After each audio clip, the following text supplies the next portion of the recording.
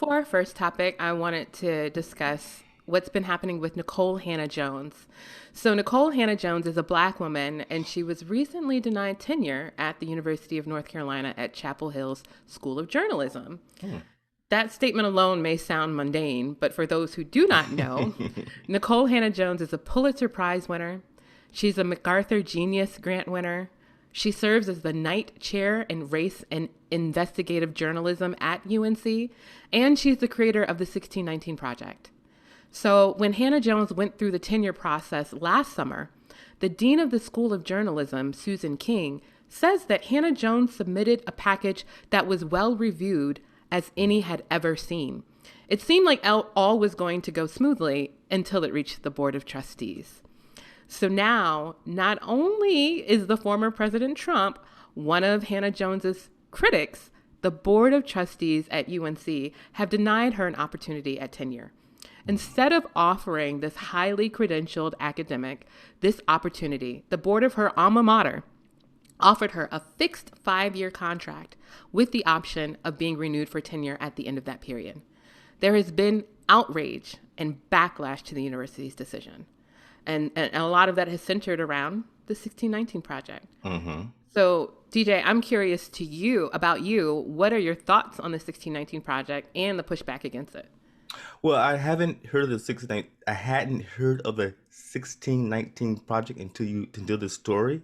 Oh. And maybe I did some research in the last few days, but maybe the audience still don't know what the 1619 Project is. Okay. Well, the 1619 Project, it's an ongoing initiative from the New York Times Magazine.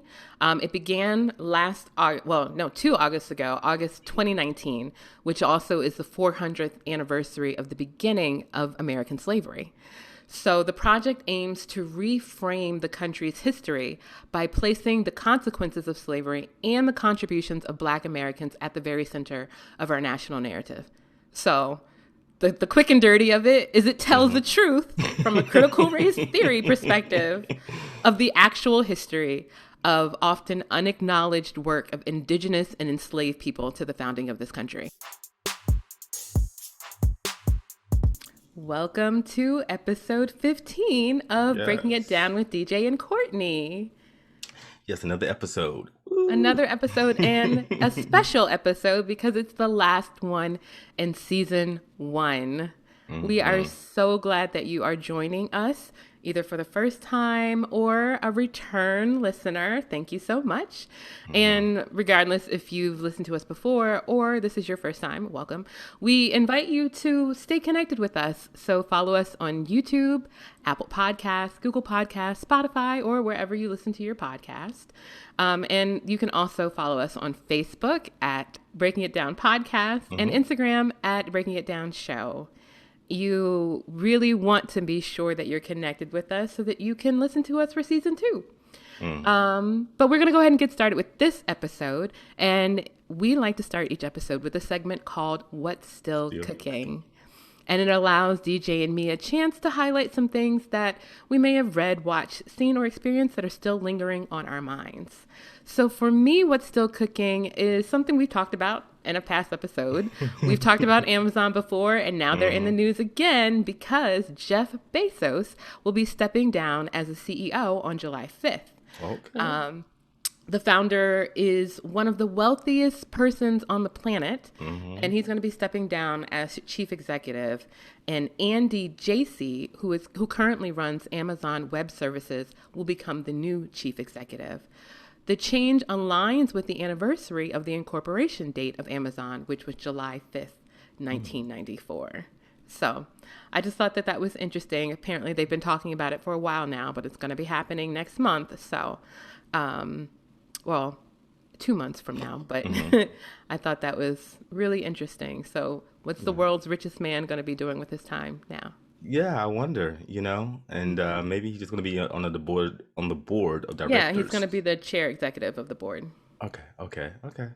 Well, I like to see how he changes. The new guy changes the way Amazon is ran. Yeah, it'll be interesting to see if there will be any changes. Yeah. So what's still cooking for you? So what's still cooking for me? Sunday, May 23rd, the Billboard Music Awards premiered on NBC, Mm. and Billboard named Drake as the artist of the decade. Oh, You wow. know, Really? yes, I think I missed that. Mariah Carey was named, I think, before. Well, it's been some time since Mariah Carey was named, but that's what I remember. So Drake accepted the award with his 3-year-old son, Adonis Graham. Very cute little young man. As Drake ended his speech, the toddler began to be a bit overwhelmed by all the attention he was getting, and he started to cry, which was still a cute moment, you know. Hmm. It was actually a touching moment because it showed Drake as a father, not just as this flashy rapper. So we got to see Daddy Drake, You have to see Daddy Drake, you which know. has a different context with a 3-year-old. That's great. Yeah, yeah. And so you may be asking, who's Drake's baby's mother? No, I actually am not thinking that at all. I knew that you would say that. And so Sophie Brossix, a former model born and raised in France, is the answer to that question. Mm. And she's now a successful painter. She's paid even for the Vatican. Oh, wow. The two met early 2017 while visiting Amsterdam among a group of fans. Initially, Drake did have some reservations about including Adonis in his life, but obviously Jake has decided to invite the youngster into his life. So that's wonderful. Hooray for Black fathers. Yes, yes. And to me, it encouraged me when I see that on stage in front of the mainstream media to see that. So that's a great thing. Yeah, yeah. Anything else still cooking for you? Just want to say again, like you said earlier, thank you for being a listener. Thank you for getting through season 1 with us. And definitely return for season 2 because we're going to knock your socks off. All right. Well, let's get into the show. Yeah.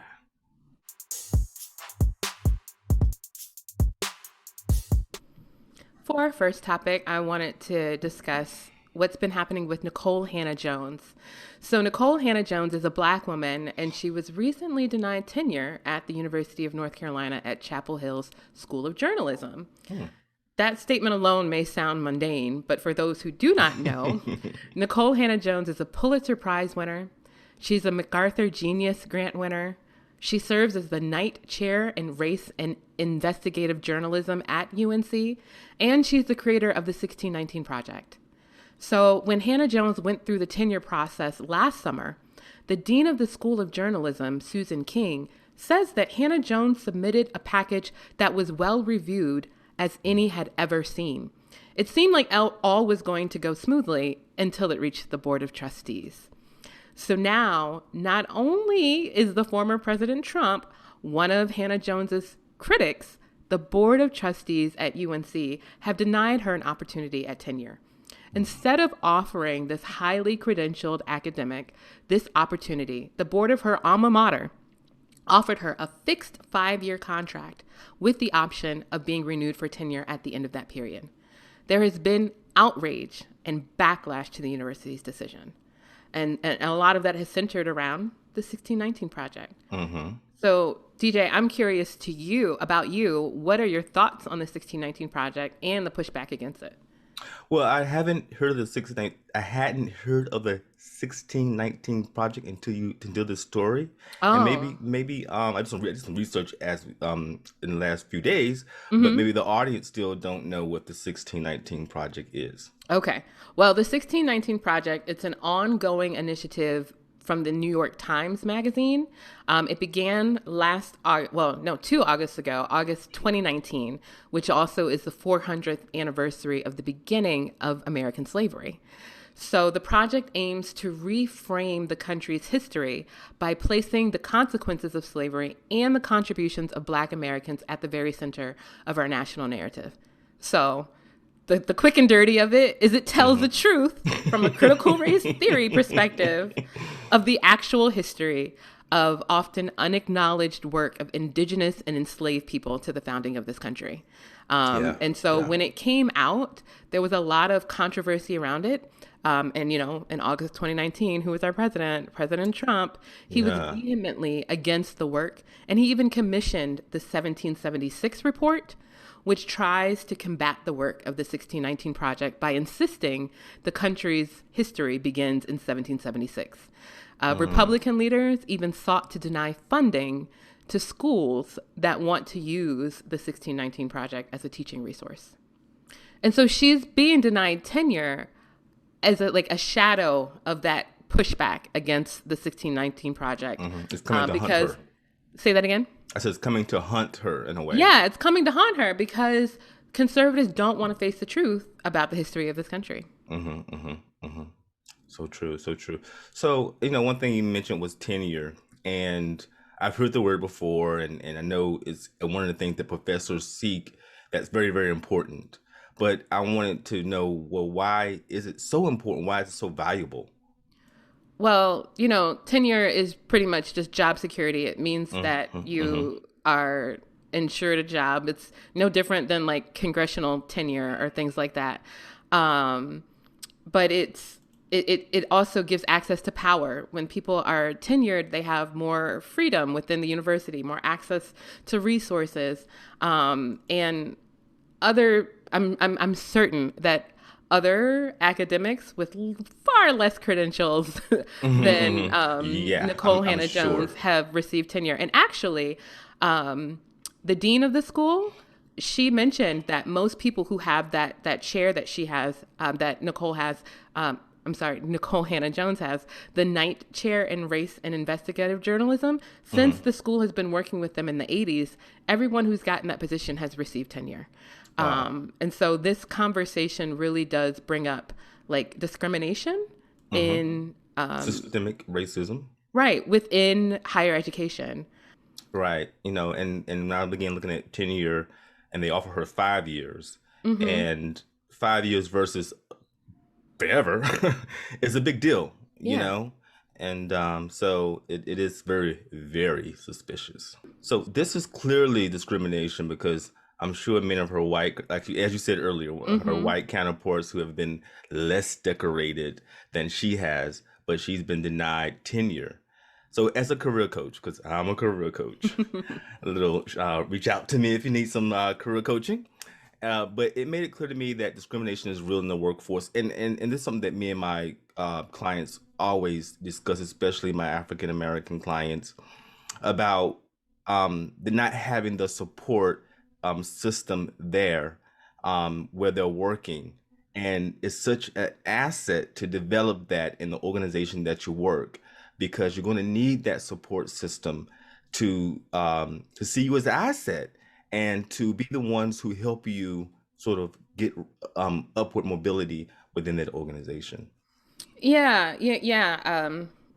Clearly in establishments where there is discrimination, a support system is necessary. And, I've got several friends who are finishing, their dissertations, and friends who have been working in academia. And I've just been curious, especially with this story, of what do Black academics have to protect themselves against discrimination from tenured opportunities? What support system do they have? And I also feel like this happening at this moment, and this happening to Hannah-Jones, who's the creator of the 1619 Project, at this moment in history, is a turning point. Because I feel like this is a time that perhaps we get to strategize. Maybe we get to divest from PWIs and shift into investing into HBCUs, And PWIs means what? The primarily white institutions. Oh, okay. So, I think that as a strategy to sort of take power away from what PWIs have meant to academia, so like the Harvards and the Princetons and all of that, they're going to be themselves. But And right now, I feel like there's this push for all of these PWIs to do diversity and equity and inclusion work, right? But if we, as people of color, and specifically Black academics, were to divest and bring all of our power, all of our knowledge, all of that specifically to HBCUs, what could that mean? Like, I feel like it would force the hand of PWIs to change their approach to discrimination.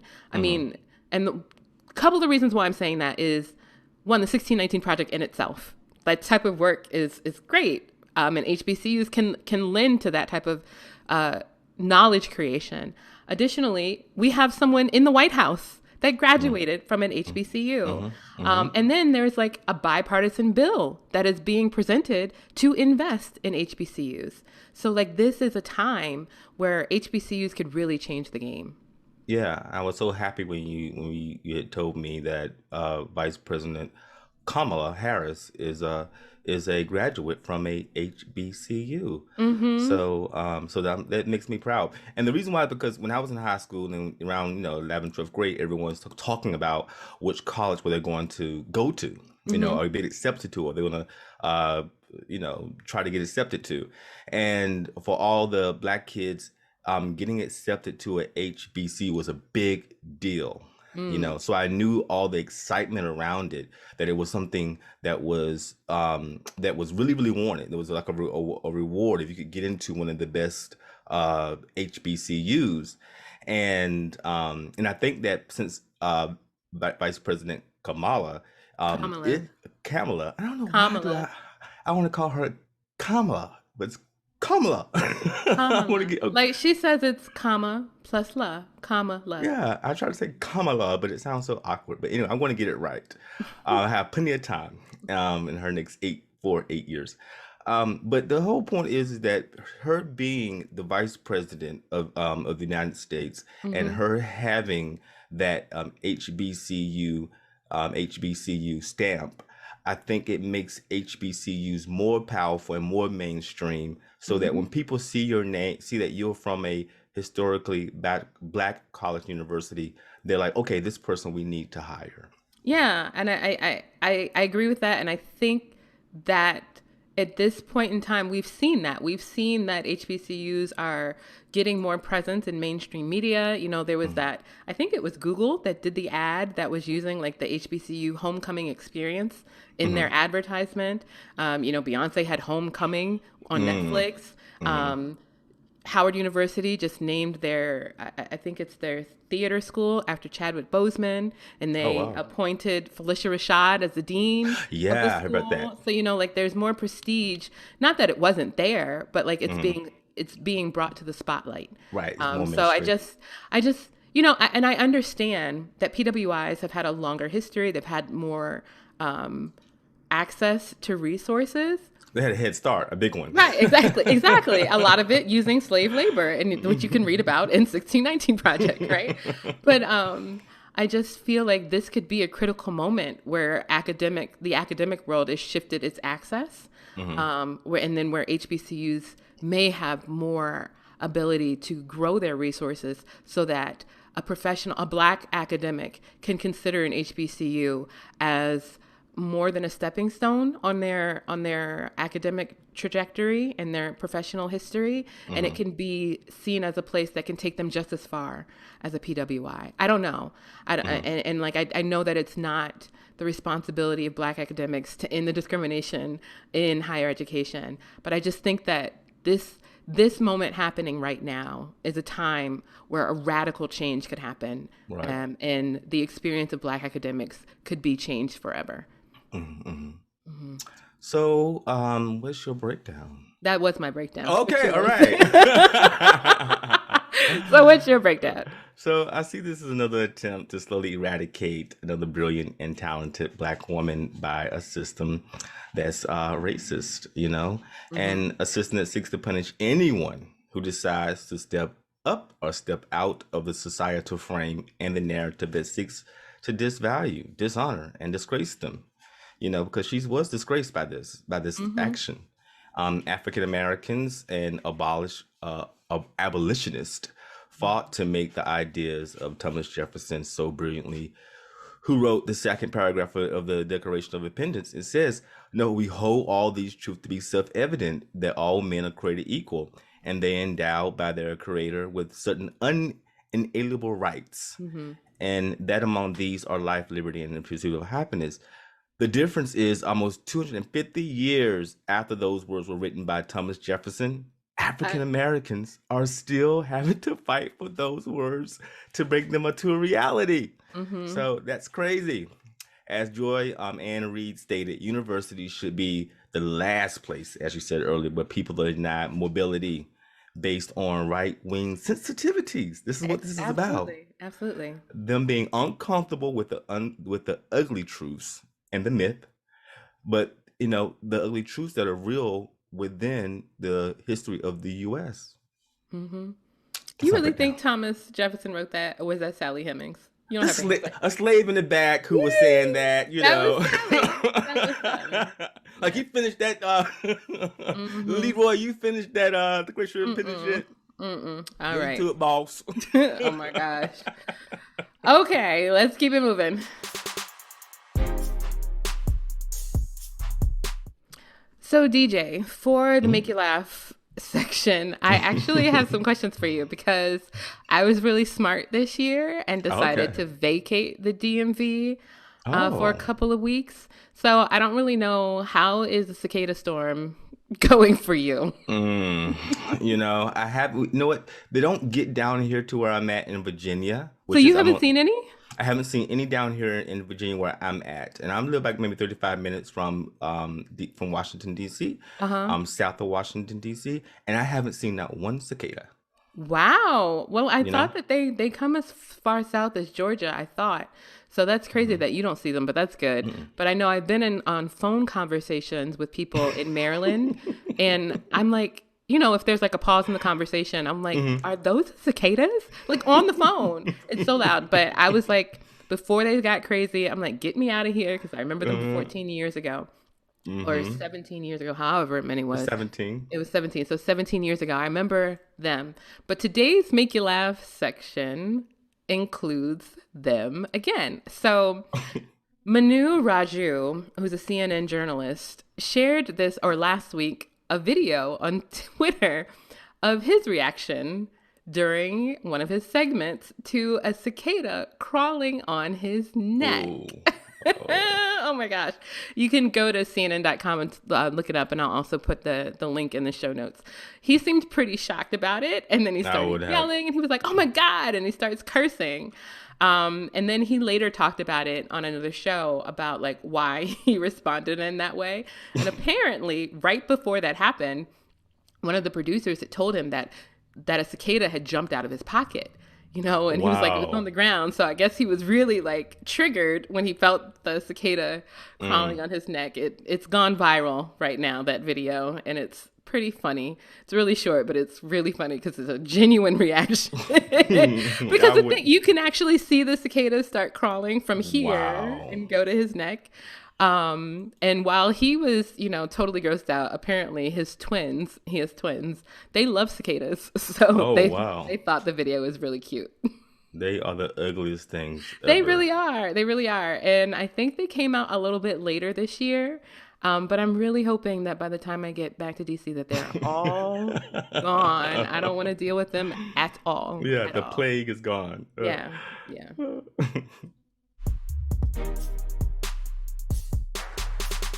So for our second main topic, so as COVID restrictions loosen, the debate over vaccine passports have intensified.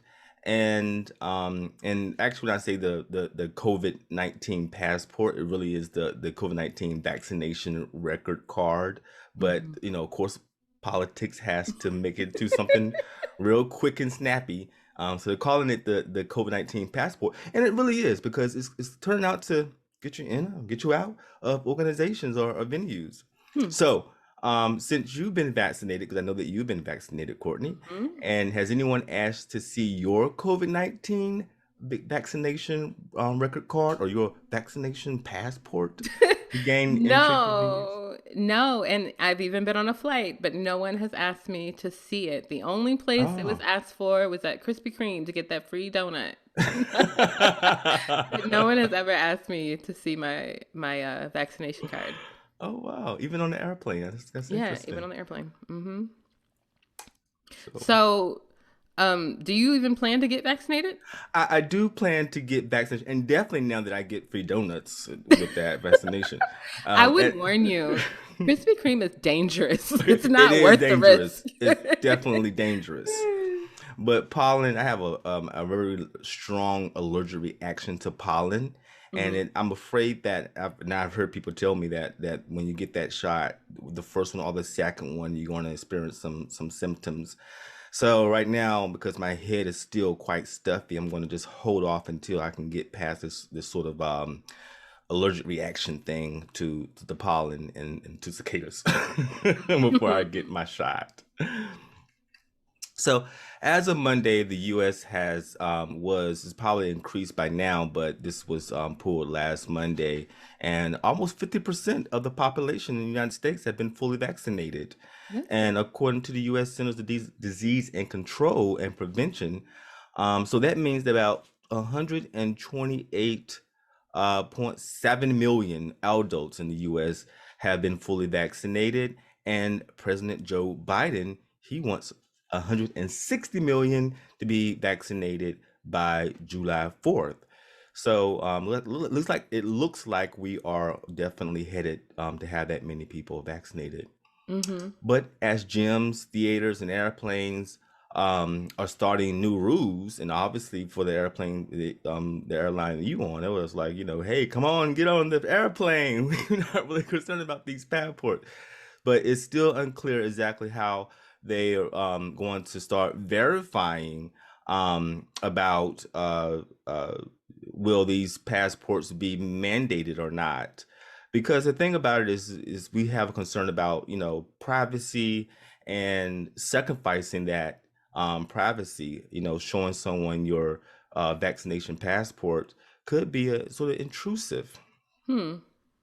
So the federal government is not pursuing a standard vaccine certificate but so they're sort of leaving it up to the states to decide how will they determine this controversial issue.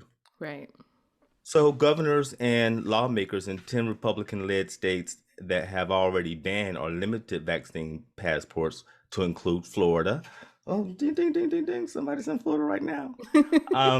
Florida Governor Ron DeSantis said earlier this month during a press conference, we're not going to, and that could be the reason why they didn't ask you, because he's saying that he does not want people to start asking for vaccination passports.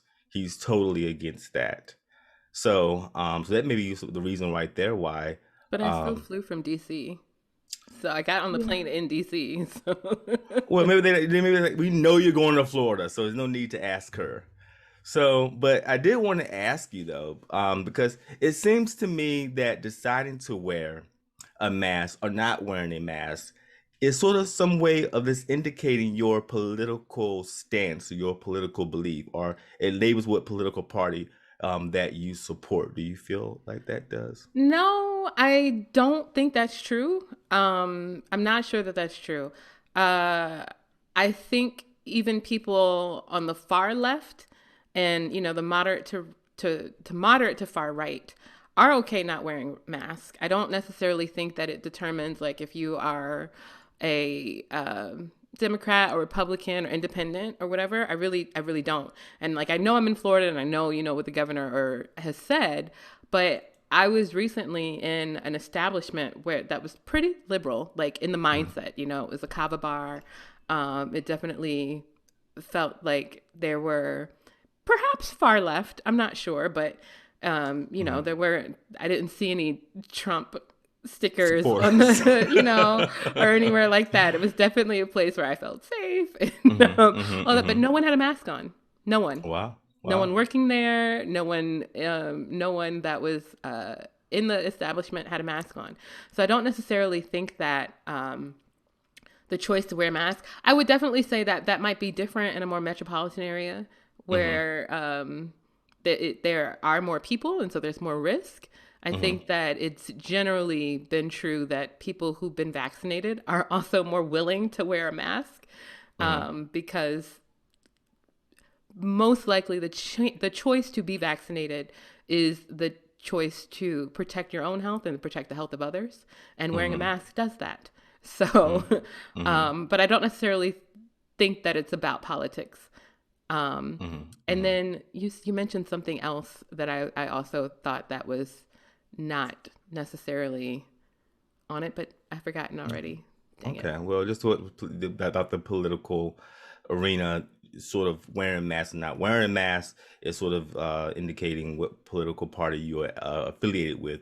I think is it seems like it's I wouldn't say I agree with you on what you're saying, but there's the other side to the political divide. So Governor Andrew Cuomo in New York, Cuomo. Cuomo, Cuomo. Cuomo, I'm just bad with these Cuomo. names. Cuomo. Yeah, it's like with the Cu- Q. Cuomo. Cuomo. Okay. Good old Governor Andrew plan to safely resume normal activities, from concert to cruise ships and sporting events. So he has a definitely different perspective than the governor in Florida. He's Mm-hmm. definitely wants to open things back up again, and he definitely wants to uh use vaccine passports for people to enter those venues. Mm-hmm. And again, some do feel that that's you're impinging on my rights. I shouldn't have to show you anything to show you my state of health, or my me getting this shot or not, in order to gain entry to anything. Mm-hmm. I remember Um what I wanted to say now, and it's okay, related okay, to that. But I'll say okay. it. I'll say it in a minute. Go ahead. And so so yeah, that's definitely what I wanted to say. Go ahead. What you gonna say? Um, no, continue. Continue. So, do you think mandating each citizen to show proof of vaccination is reasonable, or do you think that the vaccination honor system will work? So, let me start with prefacing what I was going to say, Okay. because I don't think that showing a vaccination card is an invasion of privacy. I Okay. don't know if you've ever traveled internationally, but I have. I have. And there's certain places where they have life-threatening illnesses that Right. have vaccinations against. And in order to enter the country, you have to have the vaccination. And you Right. also have to prove that you have the vaccination. I don't Hmm. think I don't think that uh, this is any different than that. I don't think it's any different than that. And I think that, to answer your question, the way that people are responding to all of this, the way that our former president made this such a political thing when it's Hmm. not, is the reason why an honor system won't work. And Hmm.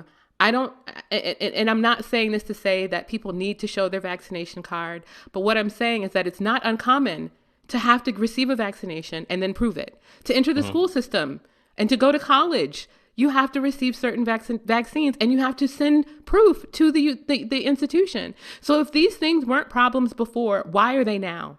And I Hmm. think the general response to fighting COVID in the United States has been so piss poor, that of course an honor system won't work. Hmm. I think there are certain situations where it's important that people are vaccinated, and if in those situations it may be necessary to show proof of vaccination. Hmm. Um, but I really think that this whole thing, especially in the United States, just shows how we don't value community, Oh right? no, we don't. We don't. So how could we trust that an honor system would work when people don't give a shit about other people? So, like, why would I believe that, okay, you're not wearing a mask, so that must mean you're vaccinated? No, you need to show and prove, because I don't trust you, MFers, because y'all made this whole thing, this crazy thing, when it could have just been, oh my gosh, we're experiencing a global pandemic. We live in a global society. Let's do Mm. everything that we can to make sure that everyone is safe. Right, It's right. as simple as that. I totally agree with you. That people will not say the truth because they just want to get in. you Yes. know, Yes. but vetting people to see if they are COVID-19 vaccinated does seem to be there's some things that are issues that are running into that in terms of people. There are some apps out there that does it, and those apps are not necessarily technologically secure. And then also people do feel that it's, of course, like we said earlier, it's invasion of privacy, and they feel that those papers, those passports, can be easily forged, Mm-hmm. so manipulated in minutes. So it's some issues going on even with just being able to show that you've gotten the shot and being sure that this person is not lying, that this actually is legitimate paperwork. Right, right. No, I hear the concern, and I think we're about to wrap up. Yeah. Okay, so I'll just go ahead and give my breakdown. I hear the concern about documents being forged and technology not being secure or whatever, but really there is not, like I said, there are other vaccinations that are required. And there has not been a security issue around that. So to bring up a security issue around COVID, in my mind, is bullshit. Hmm. I also think that this just points out how behind the United States is in using all of the resources that we have to create secure technology in this way.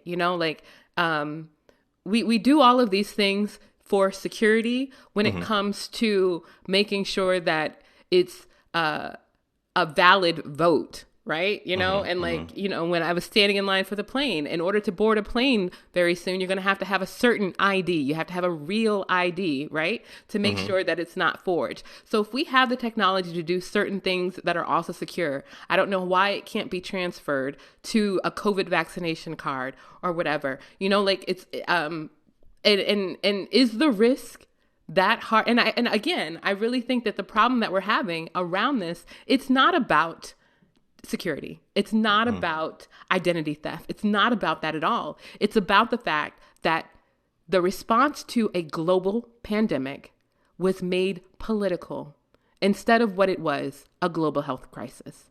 And if we could actually step back and take out, well, actually, if we're going to be true to ourselves and true to this podcast, what we have to do is go back to the foundation of this country and take out the racism, take out the capitalism, and we can actually have honest conversations about what it means to be community, what it means to be unified. And we won't have these types of problems and these BS conversations that aren't about what they really are. So that's my breakdown. It's BS. It's And some the shit. real issue is that millions of people died from this virus, and we should all be doing everything that we can to make sure that millions more don't. Yeah, I think it's sad that the U.S. has sort of turned this into a political issue when it's really a health issue. And seeking medical attention is sad. And I feel this is true. I feel that it's sad that seeking medical attention provides some purview into your political affiliation. I think I think at some level it is true for some who are just saying, I'm not getting vaccinated because I am a Republican. And I also, as you were saying, that public politicians have used COVID-19 as leverage instead of being more concerned about the health of the citizens. I Mm-hmm. think it's saddening, but it's not surprising. Right. Absolutely. So we have arrived to our inspiration segment in our quest to inform, inspire, and humor you. So, Courtney, if you found $1 million, a Mm-hmm. $1 million winning lottery ticket, would Yes, you return Lord. it? Would I return it? Yeah, would you return it? If I found it, where would I return it to? Last weekend I follow this account, the Blairisms. Shout out to Blair and Brandon. And I posted it to my Instagram stories because they posted this post. Dear God, please let me find $80,000 on the floor today. So, if I found it, that's God's blessing to me. Absolutely not. Well, someone did find $1 million winning lottery ticket. Oh And guess wow. what? They What they turned. So, what they do? well, they returned it. They returned it. So this happened in Massachusetts when a convenience store owner Mm-hmm. His son found $1 million lottery ticket in the trash after a customer accidentally threw it away. Oh, wow. The customer didn't realize it was a winning ticket, and her name was Lee Rose Faega. She Mm-hmm. purchased a scratch off from the Lucky Stop Convenient Mart, Lucky Stop Convenient Mart, which she would frequently. So she said that she was in a hurry. She was on lunch break. She scratched it off. She looked at it really quickly. She didn't think it was a winning ticket, so she threw it in the trash. So a few days later, when the son, he's sort of not doing his job like he's supposed to. 10 days later, he took him taking the garbage out, and like 10 days later, he's taking the garbage out, I hope they don't and sell food. and he said that he noticed that one of the scratch offs was not all of them were all scratched off. So he removed it from the trash, scratched it off, and saw that it was actually $1 million lottery ticket. Mm-hmm.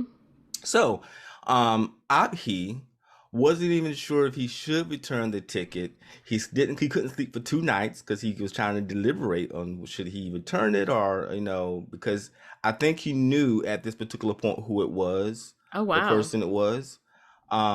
So he called his grandparents back in India and asked his grandmother, "Do you think I should give this that should I give this ticket back to the person that I know it belongs to?" Mm-hmm. And his grandparents said, "Please, you do not want this money. Give the ticket back to the person who it belongs to."